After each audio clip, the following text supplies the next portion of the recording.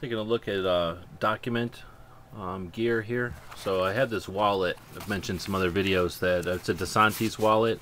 I bought this at a gun shop or someplace one time, thinking I would use it as a wallet. And honestly, I don't know what I was thinking, because by itself, with nothing in it, it's just massive. So it's a really huge wallet. I don't use it. It's almost in brand new condition. So what I've been using it for of late is sort of as a document holder like this, and I just leave it open, unfolded, and because it's made out of 1000 Cordura nylon, I think, it's really sturdy. I mean, it's pretty rigid here. You can see I'm just holding it with 2 fingers, and it's, you know, it's a rigid wallet. Of course, there are some things in it here. I guess that's not a good indication, but still, it's a fairly rigid wallet here. So what I got in it is sort of what I throw in with my pack. If we're doing hiking out in the desert or hunting, really anytime I go, I bring pretty much all this with me. What it is, it's a couple extra bucks in case I find a soda machine or need to use a phone or something, or just leave a tip or something. Right now I just have a couple of bucks in here. I usually keep about 5 singles, a couple of 5s, and then a 10 or 2. I don't bother with 20s, especially when I'm out. For something like this, this is really just backup money, or to buy a pack of gum or something. If I'm out somewhere and it's, for example, out at the Parker Canyon Lake here in Arizona, it's a fairly small lake. They've got a small shop there. I don't want to burden the guy with a $20 bill when I can give him a dollar or something. Another reason is you go out to a self-serve campground and it costs $12 or something stupid. You know, then you've got the change right there to do it. I've actually been in situations where, you know, I wanted to leave a tip or say thank you to somebody, you know, and having a $10 bill is handy. You know, sometimes 20 would be nice, but I just can't afford that sometimes, you know, depending on the favor. Of course, you know, getting gas, changing a spare tire, helping you with something, you know, borrowing a tool. It's always nice to have a couple of bucks. So I keep this sort of out of the wallet and in the, as sort of my emergency gear. Aside from that, I've got my hunting license, a permit that gets us up into the forest near here, year at a time. Then a state land permit. Arizona's got a lot of public land. There's not very much privately owned land here. I think it's like 18% of the state. So most of the state is either Indian reservation or other public land. So we have to end up having a few permits in order to travel as we'd like out there to do hunting and whatnot. The things really that I wanted to mention in this video, though, some of this stuff, I'm going to blur it so that you're not reading my personal information, of course, but what this is just a couple of pages of paper, and I suppose I could laminate these, but I didn't want to for a reason, mainly just to show someone that these are just plain photocopies and not Photoshop documents.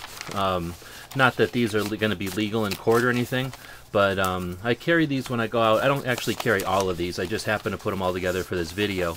But what I'll do is I'll carry one, and these are my old ones. I only used these a couple of trips, and then things expired. For example, I have my car insurance here, and that one expires fairly often. So I end up making a photocopy of this, you know, once a year or more. Anyway, what these are is they're just photo copies of my documents, and I do them from both sides. So, you know, if you have an all-in-one printer, it's the best way to do it. Or if you don't and you don't understand how to do this kind of stuff, take it to the Photoshop, and you know, they'll take care of you. Of course, you're doing some sensitive stuff here, so if you can do it on one of those do-it-yourself copiers, that might be the way to go. So what I've got is some regular pieces of paper. Like I say, I don't laminate them because I don't want it to look like I'm trying to fool anybody. These aren't legal documents, but I want to be able to hand this to somebody and say, you know, here's who I am. I lost my wallet, or I left my wallet at home, or this is my car. I'm not breaking into it. Here, I can show you in my backpack that here's my documentation once you go inside, and it's hidden here or here. So this way, it's just a set of documents to keep, to just prove who you are in case you need to. So this first one is one that I usually just keep with me. Sometimes I even just keep this hidden in the vehicle. Again, if I'm out hiking or doing something, I lose my wallet, I come back to my vehicle, I have to prove who I am. While these might not be legal documents, at least they're pretty good evidence that, yeah, officer, I am who I say I am. If you look in the secret hiding place inside my truck, you're going to find this document that has a photo ID and it has all my information that's current. So, you know, and a lot of times this will save you from getting a ticket, or potentially could save you. I can't say that I've actually needed to use this. But I did do it in full size, and I did my key in full size as well, both sides, so I figure a competent locksmith should be able to look at that and make me a new key if necessary.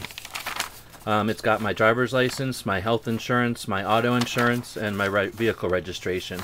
And that's pretty much all we're going to need to carry around here in Arizona, and I figure that's a pretty good emergency one. Like I said, this is something I might leave in the vehicle. This next one would be something I might take with me when I go hunting, and that's a copy of my hunting permit on both sides, because we have stamps, and I don't happen to have one now, but if I had my Dove stamp, you know, that would prove that I did do my Dove permit as well. Then it's got my driver's license, my Arizona CCW, my car insurance, and my health insurance. And again, if I'm out hunting and something happens, and even if somebody, you know, holds my wallet for good intentions, a doctor finds this and might need the health insurance stuff, who knows. So this is something I might take with me when I'm hunting. Now these last ones are a little more involved. Let's go to this one. This one is, again, one I might carry with me on a vacation or something, and it's my business card, my driver's license, my business credit card and my personal credit card, and then my business check and my personal check, and both sides, so you can see signatures and see the back of my checks for whatever codes they might need. I don't know. So anyway, this one, again, not like I could take this to a bank and they're going to use it as a credit card, but this might go a long way with a photo ID and my business card and everything. You know, trying to maybe talk my way into a hotel room or something, make a collect call or something, who knows. So again, that's something I might take with me on vacation.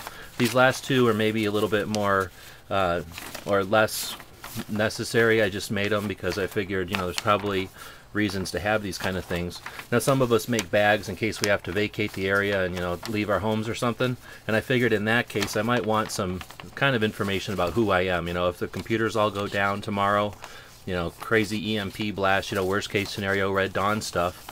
I've got this one, and this one has driver's license, my CCW permits. I have a few of them in different states, so it has my 3 CCW permits. It's got my social security card, my expired, but still, you know, my military ID. It's got my military driver's license. When I was a firefighter, it's got my ID card there. And from when I was an EMT, my national registry and my state registry. So this is stuff that may not be current, it may be old, but again, if the computers all go down and, you know, we're trying to figure out who's who, I can offer, you know, here's both sides of my IDs, and of course I'm going to keep my IDs themselves somewhere safe, but this way I can sort of, you know, let somebody take hold of this, and I'm not too concerned that they're going to be able to do anything with it, but it does help verify who I am or what I've done. This one is something that I might take with me, I don't know, if I was traveling perhaps, or you know, going out of state with my pistols. So like I mentioned, I have a CCW in a couple of different states. So what this is my driver's license and my state CCW, and then the other CCWs, I have a Utah and a Nevada, and those just allow us to carry in different states. And of course we want to verify our laws before we go to those states, but I figured, again, for travel, in case you lose a wallet or something, so that you can quickly identify yourself. Hey, I've got 3 photo IDs here, you know, all the information lines up.